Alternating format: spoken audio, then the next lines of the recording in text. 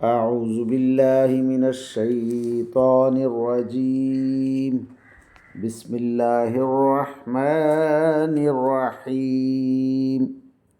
واتقوا فتنة لا تصيبن الذين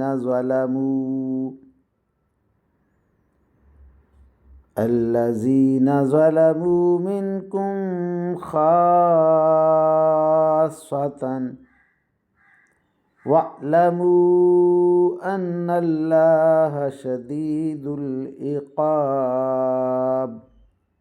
آمنت بالله صدق الله مولانا العظيم وصدق رسوله النبي الكريم ونحن على ذلك من الشاهدين والشاكرين والحمد للہ رب العالمین۔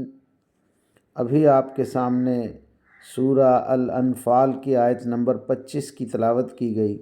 انشاءاللہ کچھ ہی دیر بعد عزت مآب راؤ شاہ نواز صاحب اس آیت کا ترجمہ، تشریح اور تفسیر بیان فرمائیں گے۔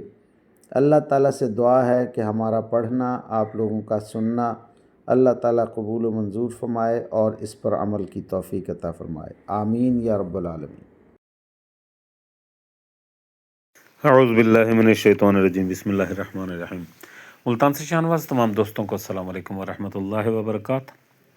دوستان گرامی، آپ کے سامنے سورہ انفال کی آیت نمبر 25 کی تلاوت کی گئی۔ اب انہی آیات کریمہ کی آسان تشریح ترجمہ مفتی تقی عثمانی کا لکھا ہوا اور تفسیر ابن کثیر سے حاضر خدمت ہے۔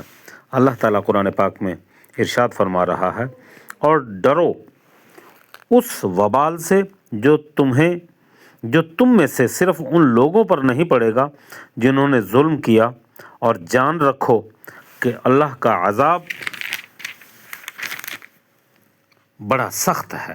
اللہ اکبر۔ اب اس آیت کریمہ کی آسان تشریح۔ اس مختصر جملے میں بڑی عظیم حقیقت بیان فرمائی گئی۔ اول تو اسلام کی دعوت اور اس کے احکام ایسے ہیں کہ اگر ان پر تمام انسان پوری طرح عمل کرنے لگے تو اسی دنیا میں پرسکون ہو جاتا ہے اور سکون کی زندگی کی ضمانت ہے۔ عبادات کے علاوہ جو روحانی سکون کا بہترین ذریعہ ہے، اسلام تمام معاشرتی، معاشی اور سیاسی احکام دنیا میں نہایت خوشگوار زندگی فراہم کر سکتے ہیں۔ دوسری طرف زندگی تو اصل میں آخرت کی ابدی زندگی ہے، اور اس کی خوشگواری تمام تر اسلامی احکامات کی پیروی پر موقوف ہے۔ لہٰذا اگر کسی کو اسلام کا کوئی حکم مشکل سے بھی محسوس ہوتا ہو تو اسے سوچنا چاہیے کہ اگر میری خوشگوار زندگی اور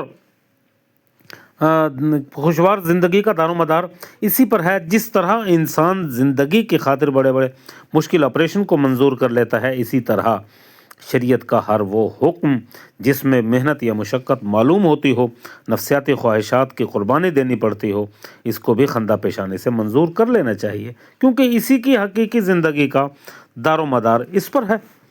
اس کا مطلب یہ ہے کہ جس شخص کے دل میں کوئی حق کی طلبی ہوتی ہے، اگر وہ اس کے دل میں کبھی گناہ کا تقاضا پیدا ہو اور وہ طالب حق کی طرح اللہ تعالیٰ سے رجوع کرے، اس سے مدد مانگے، تو اللہ تعالیٰ اس کے گناہوں کے درمیان آڑ بن جاتا ہے اور گناہ کے ارتکاب سے محفوظ رہتا ہے۔ اگر کبھی غلطی ہو گئی ہو تو اسے توبہ کی توفیق ہو جاتی ہے۔ اسی طرح اگر کسی کے دل میں حق کی طلب نہ ہو، وہ اللہ تعالیٰ کی طرف رجوع نہ کرتا ہو، تو اگر وہ کسی کے دل میں نیک خیال آ بھی جائے اور وہ اسے ٹالتا چلا جائے تو اس کی نیکی کی توفیق نہیں ملتی۔ کچھ نہ کچھ اسباب ایسے پیدا ہو جاتے ہیں کہ اس کے دل میں جو خیال آتا ہے وہ کمزور پڑ جاتا ہے یا اس پر عمل کا موقع نہیں ملتا۔ اس لیے بزرگوں نے فرمایا ہے کہ جب کسی نیکی کا خیال آئے تو اسے فوراً کر گزرنا چاہیے۔ اللہ اکبر۔ اس آیت کریمہ میں ایک اور اہم حکم بیان فرمایا گیا، وہ یہ کہ مسلمانوں کی ذمہ داری صرف یہ نہیں کہ وہ اپنی ذات کی حد تک شریعت پر عمل کر لے، اس کی ذمہ داری یہ بھی ہے کہ اگر معاشرے میں کوئی برائی پھیل رہی ہو تو وہ اس کو اپنی طاقت کی حد تک اس کو ضرور روکے۔ اگر لوگ اپنے اس فریضے میں کوتاہی کریں اور اس برائی کا کوئی وبال آئے تو وہ وبال صرف ان لوگوں کی حد تک محدود نہیں رہتا، اللہ اکبر، جو اس برائی میں براہ راست ملوث تھے، بلکہ جو لوگ اس برائی کا خواہ تو ارتکاب نہیں کر رہے تھے مگر دوسروں کو روکتے بھی نہیں تھے تو وہ وبال ان پر بھی آن پڑے گا۔ اللہ اکبر، اللہ اکبر۔ اب ان آیات کریمہ کی آسان تشریح۔ عنوان ہوتا ہے خاص کی وجہ سے عام لوگوں کو بھی عذاب ہوگا۔ مومنین کو آزمائش کے ذریعے ڈرایا جا رہا ہے کہ اللہ تعالیٰ کی آزمائش گناہ گاروں اور نیکوکاروں سب پر ہوتی ہے، صرف گناہ گار اس سے مخصوص نہیں ہوتے۔ حضرت زبیر رضی اللہ تعالی عنہ نے کہا ہے کہ ابو عبداللہ، کیا تمہیں کیا ہو گیا ہے؟ امیر المومنین حضرت عثمان کے قتل کر دیے گئے، تم نے عثمان کو کھو دیا، پھر ان کے خون کے دعوے دار بن گئے۔ دعوے دار ہی بننا تھا تو انہیں قتل کیوں ہوئے؟ تو انہیں قتل کیوں ہونے دیا؟ تو زبیر نے کہا یہ اللہ تعالیٰ کی آزمائش تھی جس میں ہم لوگ مبتلا ہو گئے۔